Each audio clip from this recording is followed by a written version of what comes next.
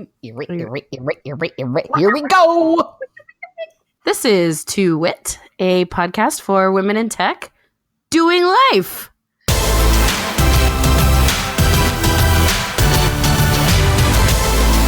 I'm Kristi Guzman.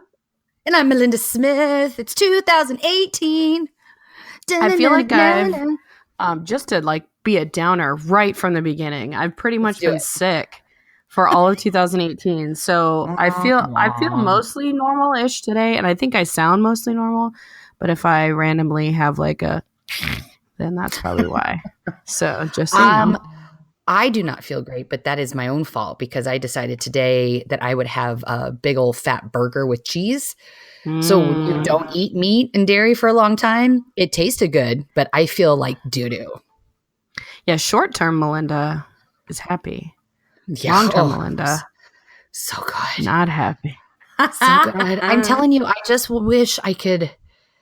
really just wish it could be more of a moral reason for this eating thing I do. But, the veganism. Because then I feel like I could, stick to it. I have some vegan friends and they'll post those videos why is this a pet and this is good to eat and, that stuff. And I was like, oh, yeah. Oh, yeah. Really? Okay. So do you want to start out talking about goals or you want to talk about what you've been learning recently? Well, all right. So I'm about to roll off the project that I'm on. I'll come back to that. I'll circle back here in 1 minute and why that's amazing. But my deliverable is to do an amazing functional spec. Ooh, okay. And I've only done pieces before. So I spent more time feeling anxious about it and wigging out about it than when I actually sat down and did it. I went through the user stories and kind of made a bucketed list for use cases and reviewed 5 different samples. I asked everyone to send me samples between my boss and my colleague, wigging out. And when I actually sat down and did it, I was like, oh, I can do this. I can be detailed. This can be awesome. I don't know. I was so wigged out about it not being good that I spent more time thinking I was going to suck at it. And I actually don't suck at it. Well, it is interesting if that's not been your process. I'm kind of in the middle of, we talked a little bit about this project, and I feel like they're trying to get more legit with these practices. But if you haven't done that before, right, you've got this technical spec and this functional diagram and this user story with things, which is good. It makes sense. And then when I actually started writing it from the template we have, I actually really digging it, the way I process flows and data modeling. I'm like, oh, I really like this. I was just so in my own head about it that it was just going to be so hard and I was overwhelmed. So I spent so much time stressing about it. And then I actually just did it. And I was like, oh, this is pretty good. There's just, there's room for your own stylistics on it. Mm-hmm. But yeah, I can actually do it. Go me! How do we remember this better for the future? How do we just do it? Stop stressing out. Well, if it were that easy, then you would have done it the first time. That's true. Well, now that I've done one, I won't freak out so much from now on. But okay, so new things aren't always as scary as objects in mirror are not as scary as they appear. Yeah, I struggle sometimes with being told what to do, and it wasn't hey, this is your deliverable. But I had a few people on the team that were like, I need this and this and this. And I just felt so stressed because I was like, is that what's supposed to go in? I've actually written this twice already and torn it apart and redone. Now I like the way it is. Catch me on the next podcast when I tell you that it was torn apart and rewritten 5 times. But my first inclination when I'm told what to do, especially by a colleague, is to fight, which is not right. But you're not the boss of me. Unless you're my boss. Yeah. I am working. I have this just a weird dynamic. If you're a boss, I aim to please. I am very much I hope I'm doing well and I, like the kudos, but I will turn right around and breathe down a colleague's neck. Don't tell me what to do. I was making a suggestion, which is weird because then other times I'm super collaborative. It's just the, problem with being told what to do. I struggle with it. Sometimes you're a demon, apparently. Yeah.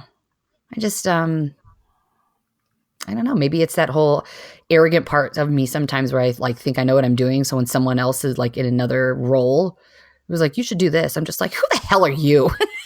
When, I mean, how many times do I tell you, I don't know everything. I mean, they're very helpful suggestions. I don't know. Well, to be fair, I'm I rambling. say that right to people. Like, I'm sure you're like, oh, thank you. I'll take that under block advisement. Not like you're like cussing at them, hopefully. Right. So in going through some detailed user stories with a partner for this project, they told me today, fun, interesting fact, that when you're in a community, you're technically, when you're not signed in, you're in like the guest profile, right? And that's got a default language. So your flow will be in that language. So it can't be multilingual the same way that if you're logged in, it references your language of your user. Flow as in flow of show or like process flows? Visual flow. Visual flow. Yeah. So like the screens that are asking you the questions. So, well, I mean, ideally not cool because then we currently are supporting 3 languages. Although I think it's a good reminder that multilingual is a whole new ballgame, right? Multi-currency, whoop, all kinds of new fun stuff. So just not relying as much, I guess, on what you think you know and testing stuff is good. So if I'm in it as a guest, it would be in English. But if I signed in and I was a native Spanish speaker, then everything would flip? Yes. You can have page variations by language.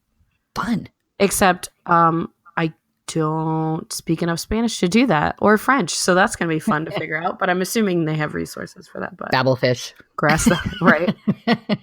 Hola. Me llamo Salesforce. Rosetta Stone.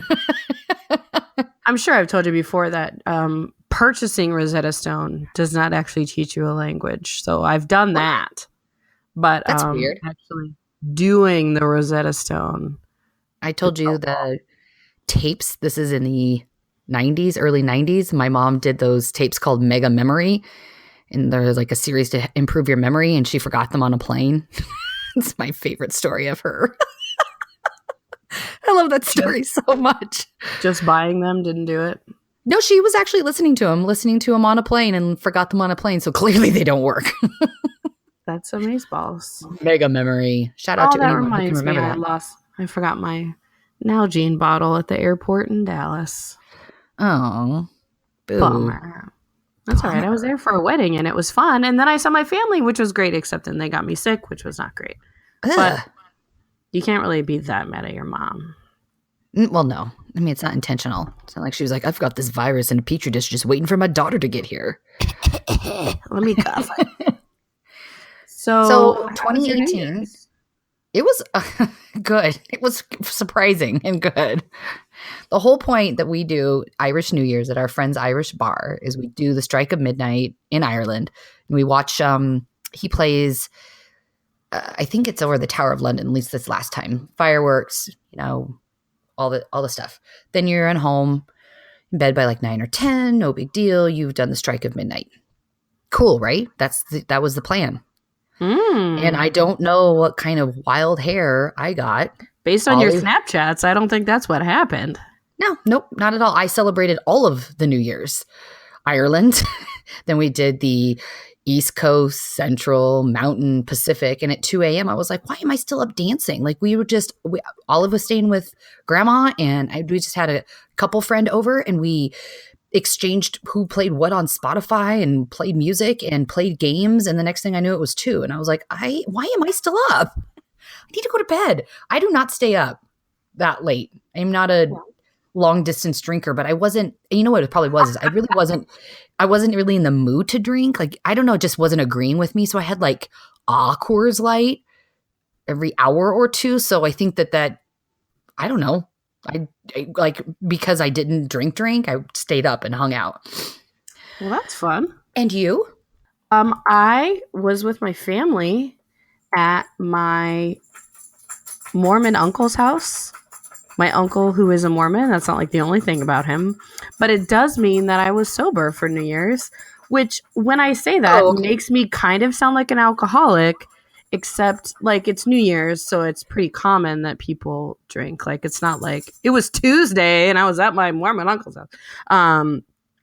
So yeah, we hung out and I, read a book and I stayed up till midnight and then I went to bed. So, hey, you know what? It's New Year's. It's not, I mean, there's no need to put pressure on it. Seriously. Right? Yeah, no. Well, and to be fair, the night before I was at a wedding and we got back from the wedding and then we went bowling in our wedding clothes, including tuxedos and wedding gown for the bride. So fun. Yeah, so that was a good adventure. So it was a nice. I really love activities. Weekend. Yeah, you do. I just love activities. We had our holiday party last night over at an old school arcade. So it's like a bar arcade. I mean, like they serve 40s and Mad Dog 2020 and Boone's Farm, among other boozes, but that's what makes me laugh about it. And it's all old games. So I played pinball and Donkey Kong. High score, by the way. Yeah.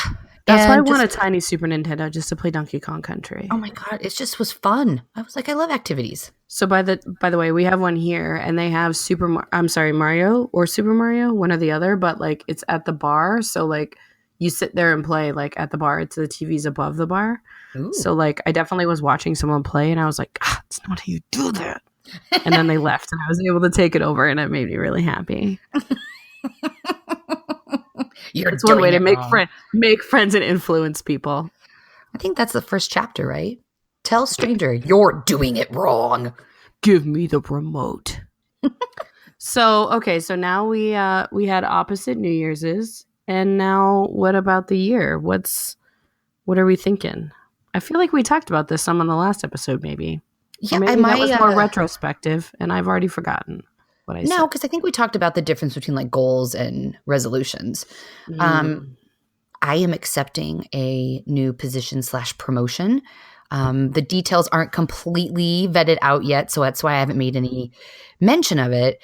Should know more next week, but I get to help build a program internally and help teach and guide people and help newbies learn to solution architects.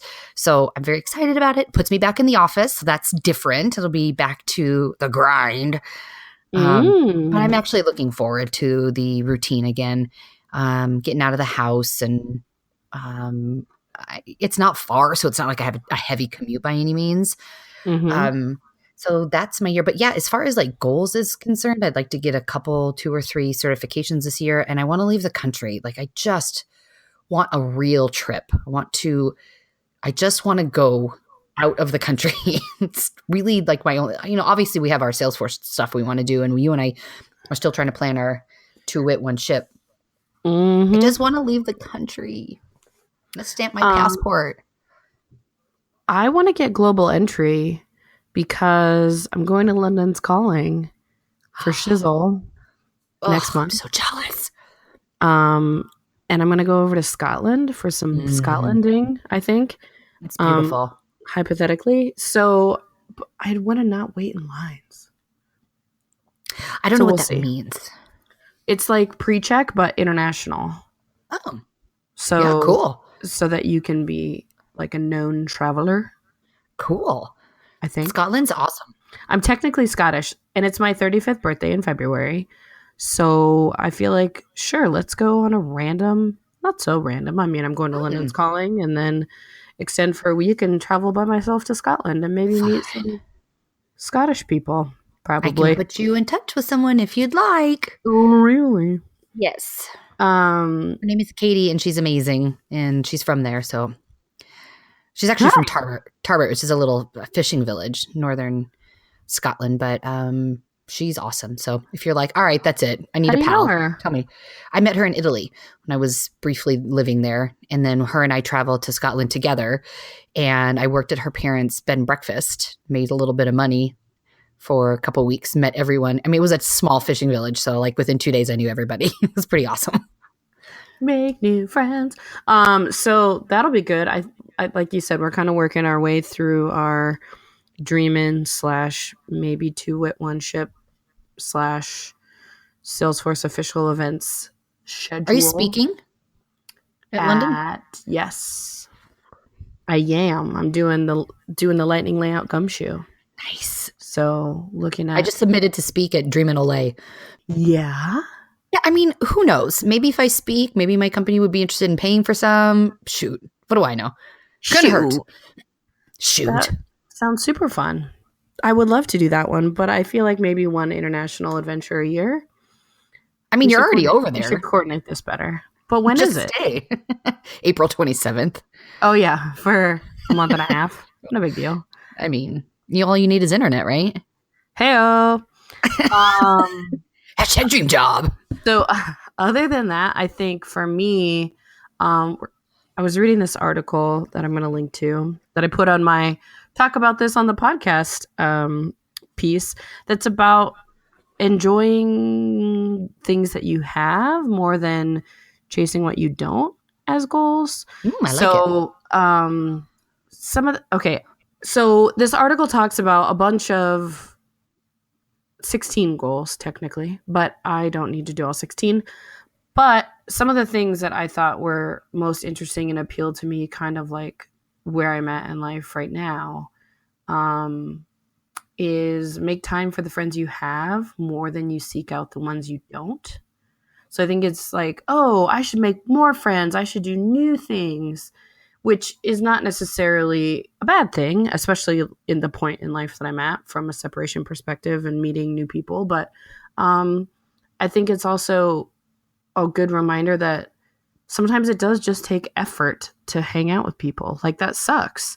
And sometimes I resent being that friend, but sometimes you just need to prioritize and because it's not like anyone's not, if I'm sitting alone at home, it's not like anyone is doing that to me on purpose, but sometimes it's easy to get in that mindset. Yeah. When you live alone, like no one loves me, but it's why wasn't I invited? Yeah. Well, not even that, but just like, how does everyone not know that I'm home alone right now? So me. And sort of in that vein of friendships, but also with things, part of one of what she talks about is shed what no longer serves you. And I thought that was interesting phrasing, right? Of, yes, spring cleaning, winter cleaning, blah, get rid of things, but also just like friendships and nostalgic things that maybe don't make you feel good. Or like, do they really have that impact, or are you just shooting on yourself about things because you think you should keep them, or your mom gave them to you, or blah, so I have a not to get all total like what's her face, do they still bring you joy and all that, but still, no, I'm very much streamlined. Like, I have maybe one box of keepsakes because if it's not out, like, why? But I keep stuff like for Olive. But I have a convoluted relationship with things because I always feel like if the house were to burn down, or we left it all, or I were to get cancer tomorrow, like, none of that stuff matters. Stuff just doesn't matter. It just doesn't. But on the same breath, I have, pieces of jewelry that I really love that either, from my mom or from Josh, or, that expensive blouse that I have that I love that makes me feel confident or whatever. So I think that, like, streaming down, that's not the word I would like, sizing down or whatever is good. But yeah, I have that struggle every once in a while where it's like, stuff just doesn't matter. Like, why would I get stuff? Why would I get new boots? Why getting a new car is stupid? Like, just like, why? None of that shit matters. But, on the flip side too, I'm like, and part of it too, vehicle, but do I? Yes. Well, so another thing that she talked about in this article is give everything you own a home, which I'm not super great at, but it's essentially the key to feeling at peace in your space. And I think that's really my goal for the year, is remembering not, and we've talked about this some too, of like prioritizing the things that are important. So no, the vase I have and the candles are not the most important possessions in the world, but the goal of maybe getting that new piece of art that I've been thinking about, and that brings together my room, right? Or motivates me to settle into part of my space more, and really remembering that for when I'm making choices about things to bring into my home. Right. Or like, doing the dishes isn't about doing the dishes. Sometimes it's about like not being like my feeling comfortable inviting someone over on a whim because I'm not embarrassed about my house. Yeah. So that's why I think the idea of like at peace in your space, because sometimes it's easy to like, okay, oh, I do deserve 5 minutes to relax and sit in this chair, but then I'm just staring at all the things that I should be doing. And we know I love Right. to shit on myself. You sure do. Well, Um, maybe pick a day, like a Sunday afternoon or a Saturday afternoon, that you do a thing. Like, I definitely feel more chaotic internally when my house is in disarray. When things are put away and it's neat and tidy, or I finally put the laundry away that I folded a week ago on my dresser, I just definitely feel calmer inside when things are mhm. in their home. And I love getting rid of stuff. You know I do. Get rid of So it, burn it down. So yeah, I think I'm kind of trying to combine. Those are like the three highlights of, like I said, we can link to the whole thing, but I think kind of focusing on what makes me happy and what I want to invest my time and energy in, and who really, Mhm. I think will be good. So, and sometimes that means being selfish or feeling selfish, right? And part of that has been taking sick days, which is a pretty decent segue, I think.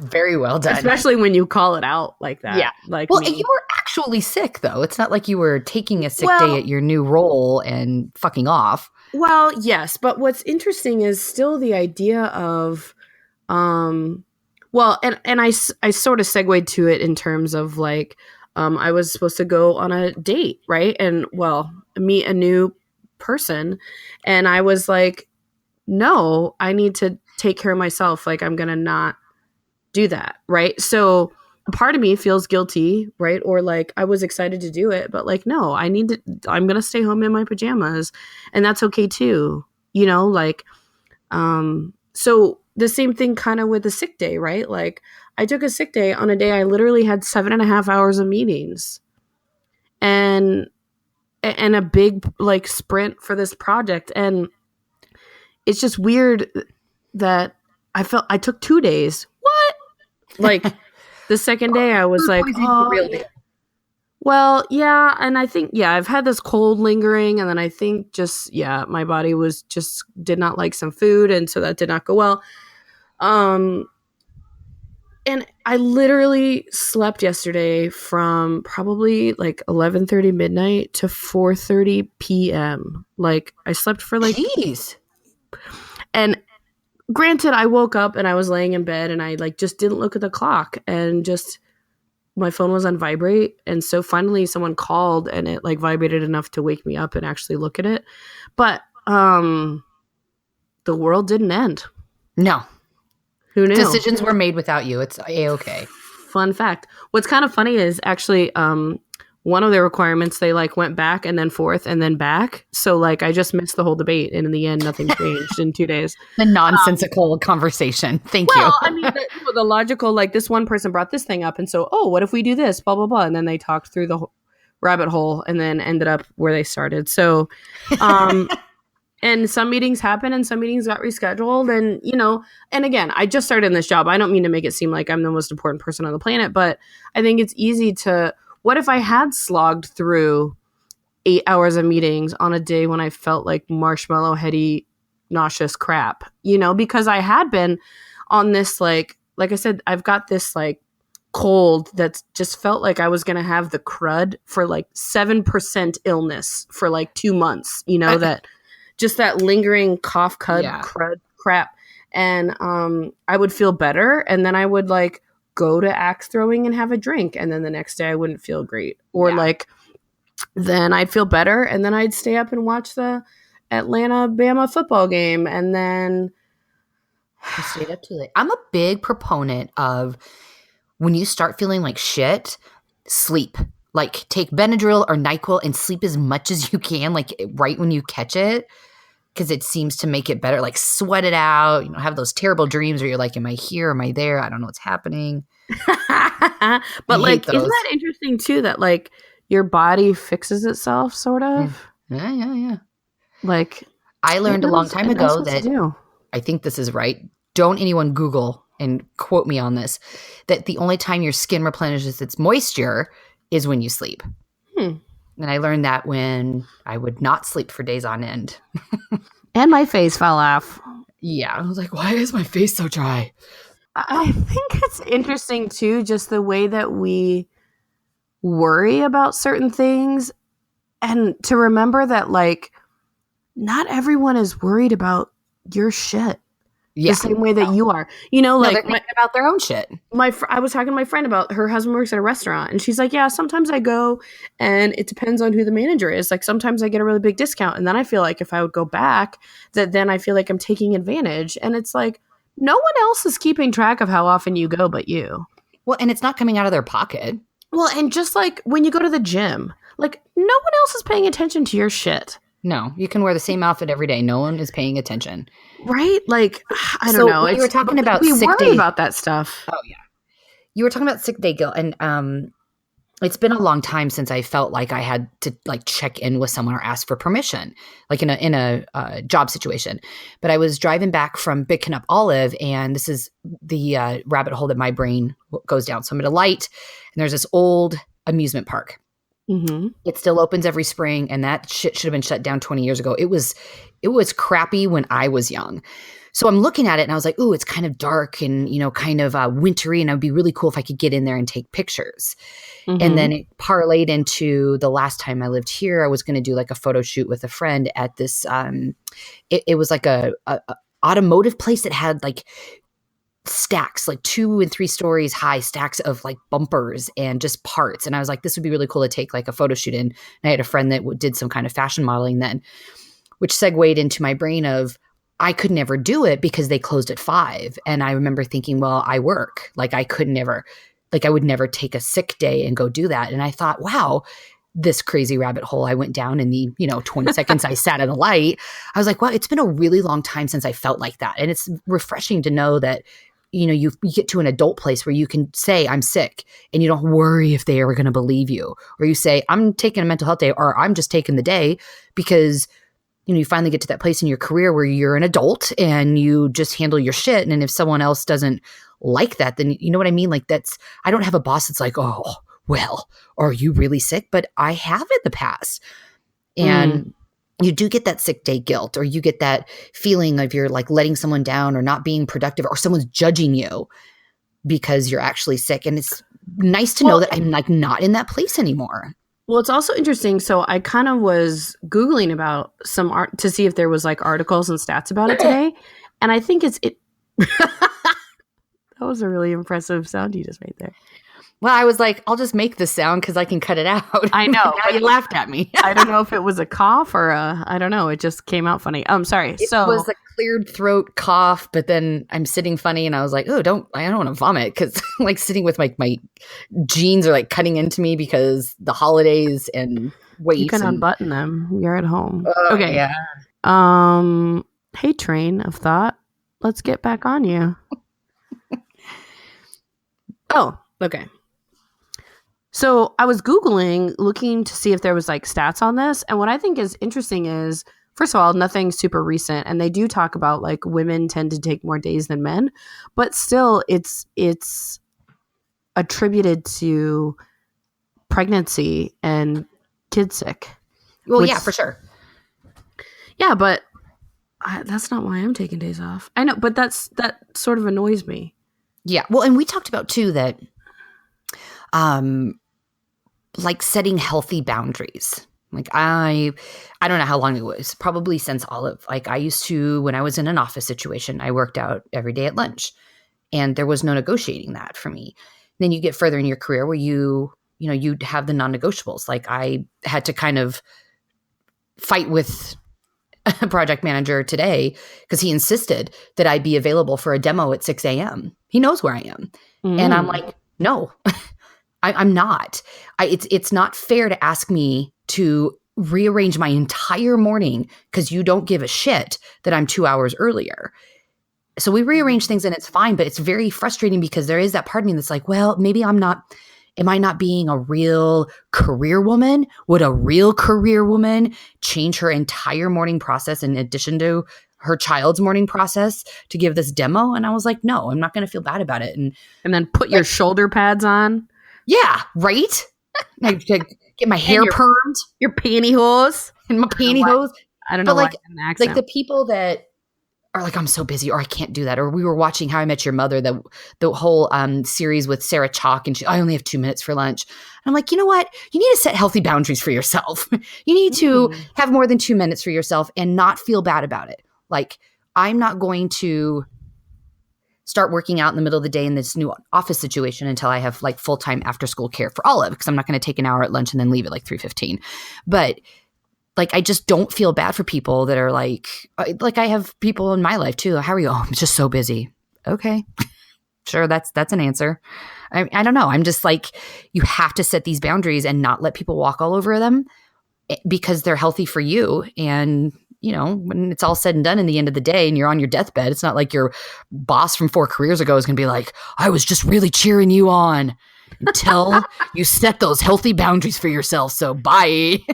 Well, it is good that, like you say, situationally, I think finding someone supportive, like just in talking to Guillermo and like just my boss was like, yeah, you're a priority, like it's gonna be okay.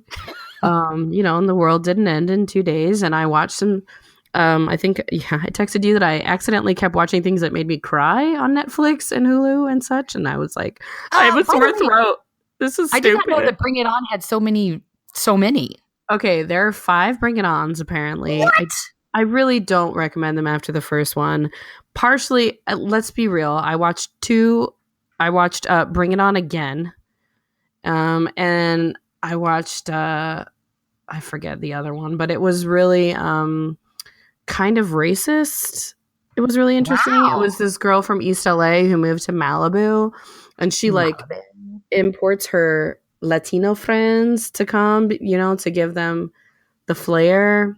I don't know. It just was a little much, but I mean, it was a Bring It On movie, but like, they're all like totally implausible.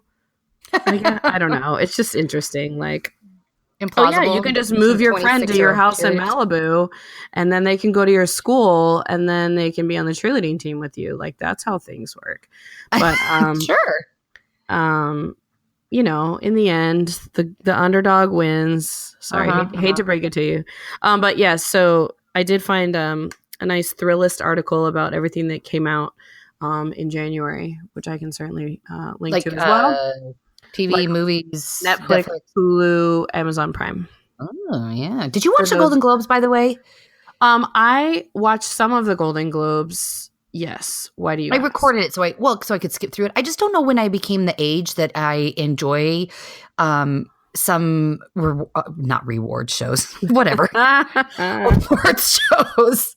I don't know why. Like, I guess I always enjoy if like the presenter, not the presenter, like the MC is funny, like Seth Meyers is funny, and I always love it when Amy Poehler and Tina Fey are in, but I don't know if it's an age thing, because now those are my people, those are my comedians, so now I enjoy it, because I sure did when I was younger. Like, Academy Awards, bleh. Well, and it was really interesting too with here's a funny fact that I'm not going to articulate. Well, not funny. Oh, good. Okay. Awesome. I want you to be as really vague as possible, and we're not going to explain it to anybody. Here. Okay, so the whole, Me Too has evolved into, why can I not think of what they did? They were all wearing black. Thank you. Time's up, right? Yeah. Yes. Really interesting. Really interesting. I'm sure on purpose to do it on a day with an award show. And I was thinking about Colin Kaepernick and kneeling for the national anthem.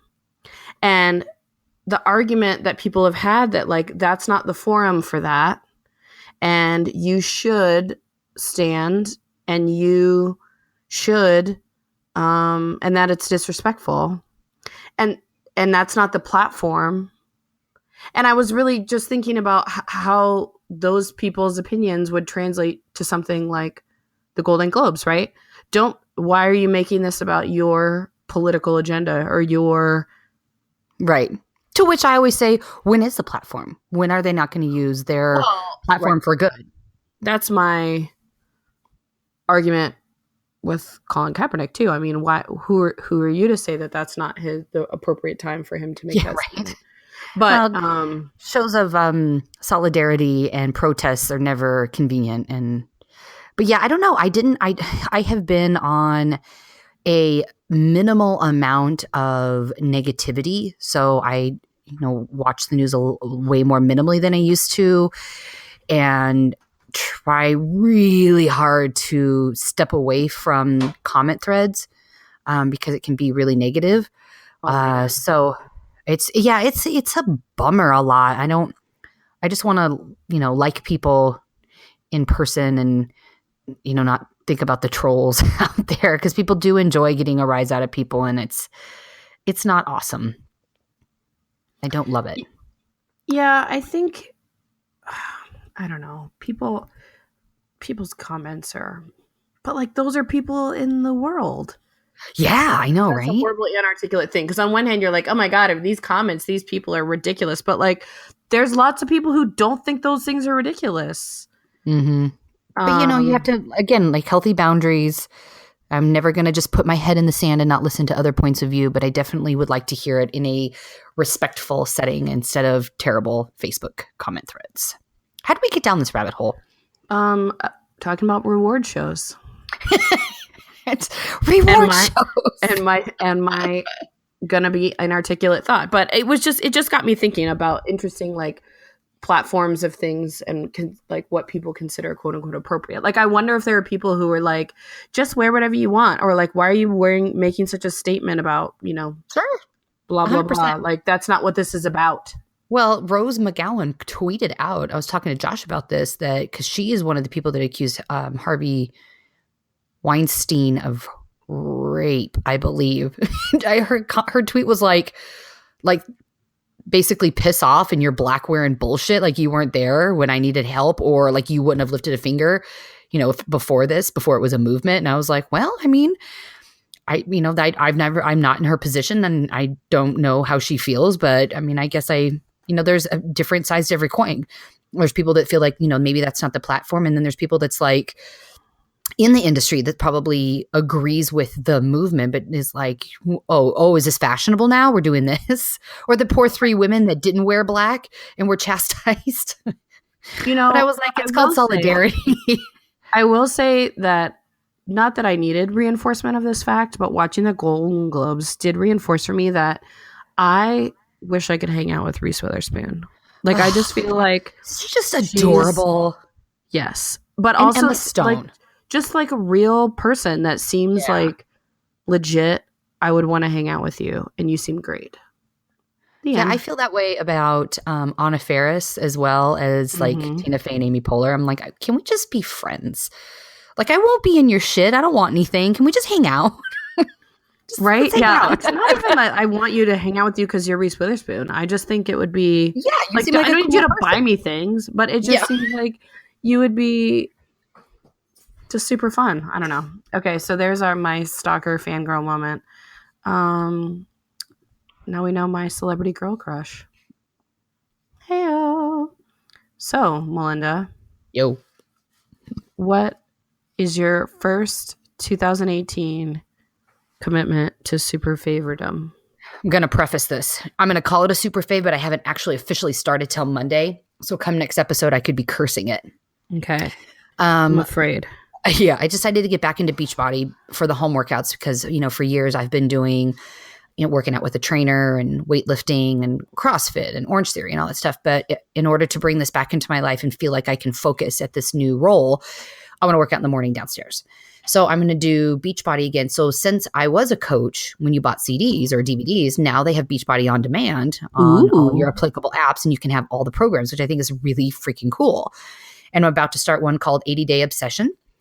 And it's pretty somewhat strict with timed meal plans and workouts 6 days a week, 30 to 60 minutes, timed nutrition, eating way more meals a day than I'm used to, even if they're small. So I'm gonna have to put reminders in my phone. But I'm excited to give it a shot. It does say no alcohol for 80 days. Clearly I'm not going to do that, but I'm also not going to be like, screw it. I'm all in, I'm going to drink every night. I'm just going to put, again, with me going to the office, just different kind of restrictions on myself, like maybe one weekend night, I can have a few glasses of wine or something, but I'm going to give it a go and see, because I've plateaued a lot lately as far as fitness. I still like being sore and I still see some results, but I just don't know. I don't know if it's nutrition or I don't really know. There's just a bunch of other little factors it could be. So right now it sounds awesome. I've got 2 different support groups, the coach trainer group for the lady that actually teaches it. And then my coach who actually, God, she's been in Beachbody forever. And I've on and off been her customer for 10 years. So right now it seems awesome. I might be bitching about it later, but I do like me a routine and a regimen. Well, I survived Tahoe Dreamin' last year while doing Whole30. So I have faith in you that you I'm not concerned about I need to get blasted. I'm not going to put that restriction on myself either, because then I don't know, it'll make me crabby, or it'll make me an unfun person. I don't even want to go out to dinner. You know what I mean? I'm not. I have no interest in making sure it's a part of my life. I'm not going to Tahoe Dreamin'. I don't have any plans in the next 3 months. It'll be easy to follow, but I'm not going to set myself up for failure and then beat myself up when I have a couple glasses of wine. I just love that your alter ego is a fucking demon. Every time you're like, oh, I can't do this. So in a completely unplanned opposites attract, and my super fave is a gift that I got. If you've ever seen the drinking buddies, they're little glass people hangers that hang on the edge of your glass. So my good friend got me the Men in Uniform edition. Adorable. In Googling them, I learned that there's a bunch of editions we can link to. So we have the police here, and they have names on them, and they're super fun. So they hang on the edge of your glass. If you haven't seen them before, if you just Google Men in Uniform drink markers, they're this company from London. Look at that, UK. Hey-o. London, England. And there you go. And you're welcome, Gemma. You got some drinking buddies to hang out there, and this one's topless. So that's my super fave from one of my super fave friends for Christmas. They have them in a shop here. I saw them and considered them. I don't know for whom, maybe even you. We definitely had them at my friend's bachelorette party, but she bought 2 sets, but the names were the same on both of them, so we had to get a Sharpie and rename them.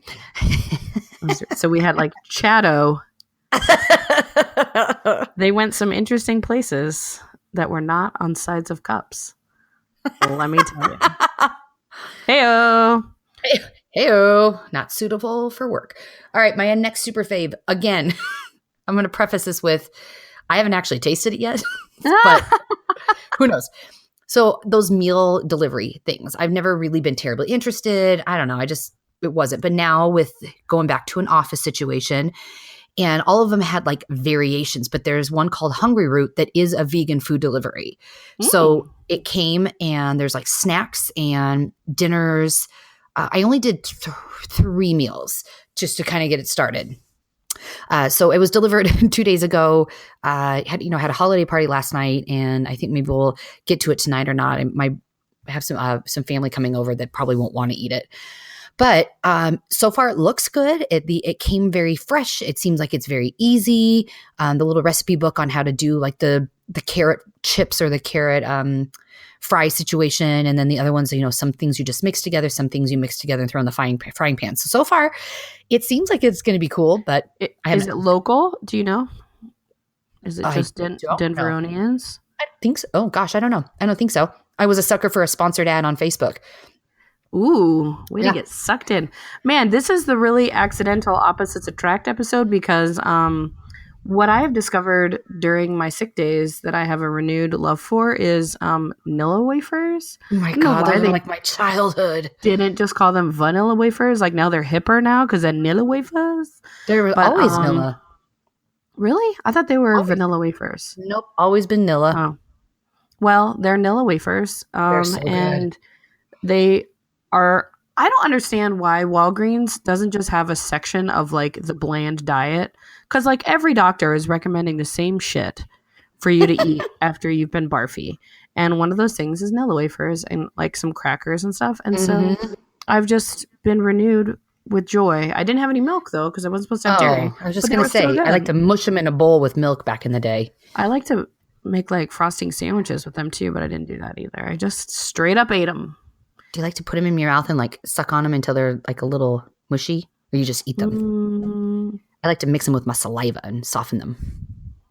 Yeah. Yum. Here's the gummy bear. It's soft. It's been in my pocket. There you go. Shout out, Ferris Bueller. Wow. Way to just creep it up a notch there. Yeah. My internal is either creepy or demonic. You're welcome. Stay witty.